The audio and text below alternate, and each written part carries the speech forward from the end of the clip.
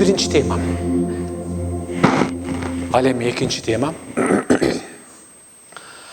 Ramazan bolsun, Ramazandan tışkarkı işler jaşooda bolsun, köpçülük kız gelinderdi uşunçalık kököyüne tiyip, jegede merimdүү enelerden uşunçalık şaştın algan bir mesele var bizde.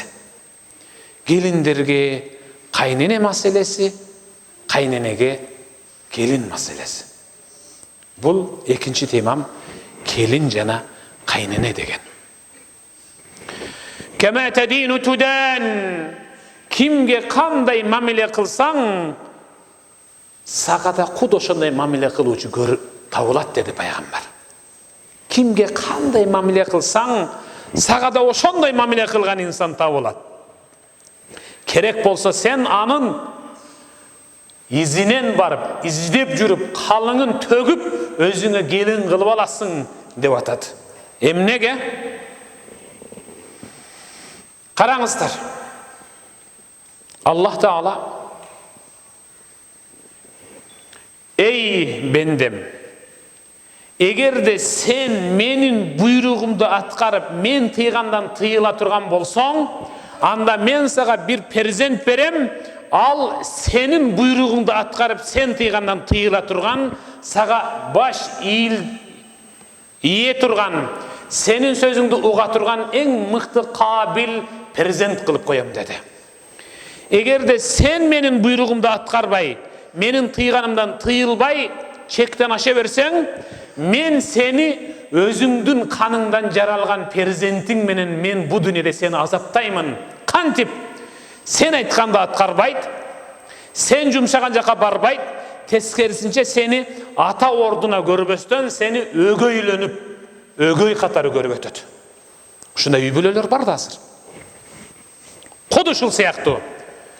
Bizde hazır en negizgi jaman göy bir katı mesele, kaynene menin kelinin ortasında gelişpestik mesele bolup atadı. Kayneneler aytadı, munawul gelin menin aytkanımды kılbay atadı. Kanday үйde tarbiyalangan, ata-enesi jakşı elebi degi dep aytadı. Bирок ошол kayneneler bir uçurda gelinine, ошол kaynene bir uçurda kaynenesine jaman mamile kılgandığı için anın kaynenesi gelininden gör degen. Gelininden gör dediler. Allah Teala gelininden görse tutadı. Oşon üçün bugünkü gelinler ertenki ene apa bir sügünaları kaynene jana çoğune tayene. Kağılayın jigitler erkekler. Eki yüzdülük münafiklik. İslam'da aybay jek göründü nerse. Eki yüzdü dep aybay jaman nerse. Anı yüzü karalık dep koydu. Yüzü kara degen beşke girmey turgan insan. Al kanday? Ayetul münafiki selase. Eki yüzdüğünün belgisi 3'ü. İza haddese kezib. Eğer de söylese jalgan söyleydi koşup. Ve izâ va'ada xlef, eğer de uvada kılsa atkarbaydı. Ve izâ e'tumine khan, eğer de amanat alsa sözde kıyanat kıladı. Muna onu iki yüzdü dep koyadu. Men aytam, aytıp kelem, dağı aytamın. Kağılayın erkekler. İki yüzdülük bir ele jerde paydasın beredi. İki yüzdülük bir ele jerde paydasın beredi. Senin apan menen gelinçegin gelişpey kalgan uçurda iki yüzdü bolup yaşa. Apana barıp, apa, gelinçegim sizdi uşunçalık jakşı göröt, uşunçalık sıylayt, sizdin aldığınızga gelgende süyleyim dep atıp ele, kolundan çınısı düşüp ele sür dep atadı. Bol bolsa senin gelinçegiңдин apaңды көрgüsü жок. Екі жүзді бол ушул жерде. Апаңа антып айткандан кийин келинчегиңе бар дагы, апам сени келин ордуна эмес, кыз ордуна көрөт. Сени ушунча, сени урушкан менен сен кеткенден кийин аябай өкүнөт.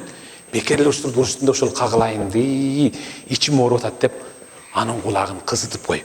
Ушул жерде екі жүздүү болсоң, апаң менен келинчегиң ортосунда тең тараза болуп анын жашоосун оңдой аласың. Оңдогула ошентип. Ыйык Рамазан айда үй бүлө бузулбасын. Чымчыктын бүлөсү да бузулбасын. Бирок кээ бир аталар, кээ бир энелер бир сөздү тутуп алган. Ушундайга келгенде аябай.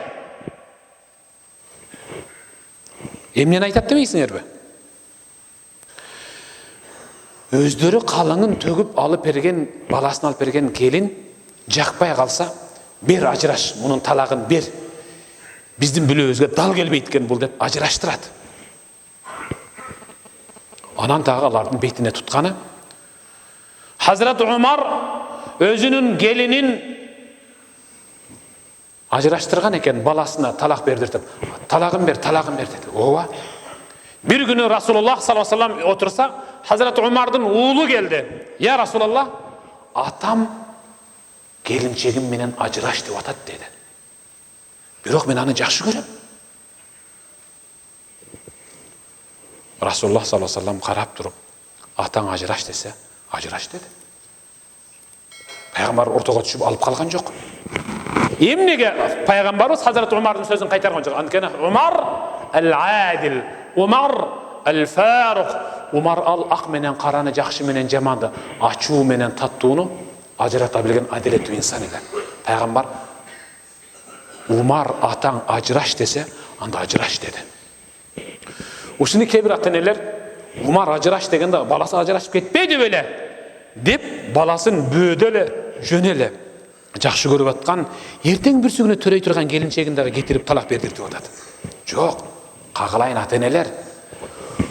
Силер эң алгач Умардай болуп алгыла. Умардай адилеттүү болгула.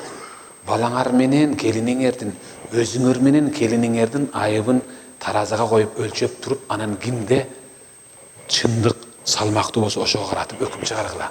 Биз Умардай адилеттүү болгонубузду анан кийин балабыздын аялын кетирип беребиз. Бирок эч качан Умардай боло албайбыз.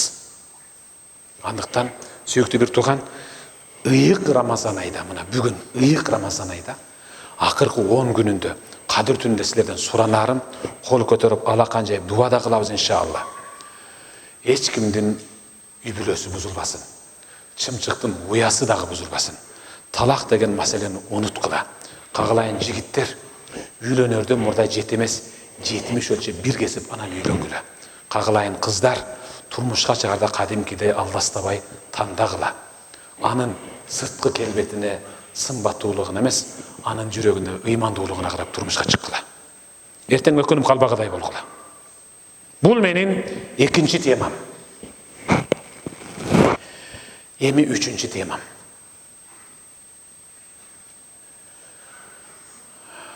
Жамаат. Азыр жерлерде болуп бүттү, болгон атат, дагы болуп калышы мүмкүн. Мектептерде юбилей деген бир балай башталып атат, болуп атат. Ушуларга эгерде бара турган болсоңор, чындап мектебиңерге жардам берсеңер, мечитиңерди жардам берсеңер, көчөңөрдү жарыктандырам десеңер, азыр Фейсбукта жарыяланып атат, кайсы бир жетимге жардам берип, багуусу жок бир жесирге үй салып бергендер болуп атат. Ушунда калсаңар баргыла. Анан жөн эле шаан шөкөт сайрандап шапар тээп келиш үчүн болсо, анда барбай эле койгула.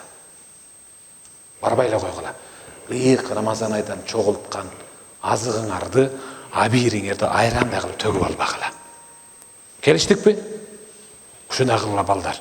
Анткени мына азыр жамааттын ичинде балким Рамазан чыкса ошол жака барам деп аткандар дагы бардыр. Рамазан чыкса ошол жака барам дегендер бар, үй бүлөлүүлөр дагы бар. Рамазан чыкса бир ошо барып келели деп. Эми ошол беймилден кайткыла. Макул кагылайындар. Мына Рамазан бөөдө күйүп кетпесин. Араң топтогон сообуз калбырдай болуп, тешик чакадан түшүп калгандай болуп, сообуздан арылып калбайлы да. Ушул соопту ушул жерде кармап калалы. Кандай дедиңиздер? Сөзүмдүн аягында кагылайындар. Эң негизги маселе, мен өзүмдүн Кыргызстаным үчүн күйөм. Бул менин өлкөм. Мен өлкөмдүн эң кымбат байлыгы менмин, баарыбыз. өлкөнүн жараны ошол өлкөнүн эң негизги байлыгы. Байлык өзүнүн өлкөсүнө пайдасы тийгенде гана эң мыкты өлкө болуп эсептелет. Бул Кыргызстан биз үчүн эң тынч, бейпил, мыкты өлкө. Ошон үчүн пайгамбарыбыз саллаллаху алейхи ва саллям эмне деген? Мен асбаха минкум аминан фи сирби, муафан фи бадани, ва индаху куту яуми, факааннама хизат лаху дуnya. Ким өзүнүн өлкөсүнүн ичиндеги алачак ак-өргө ак ордосунда тынч эле таң аттырса, шоокум согуш болбой, денеси чың, оорубай, онтобой таң аттырса, анан алдында бир учка толуп толбосо деле бир күнгө жете турган тамагы болсо шүгүр дей берсин. Дүнүйөнү ал тизгиндеп алгандай эле бай деп атат пайгамбар. Хадис. Кагылайындар, кээ бир өлкөлөр бар, таң атканы менен кеч киргенин адамдар сезбей калды. Курсагы ачып, ичеге жабышып калды. Карагыла, үйү жок, жери жок, талаада тентип калды. Ага караганда биз эң мыкты өлкөдө жашап атабыз. Суранарым, ар бириң өзүңдүн ичиңден өлкөң үчүн дуа кыл. Өлкөң үчүн дуа кыл.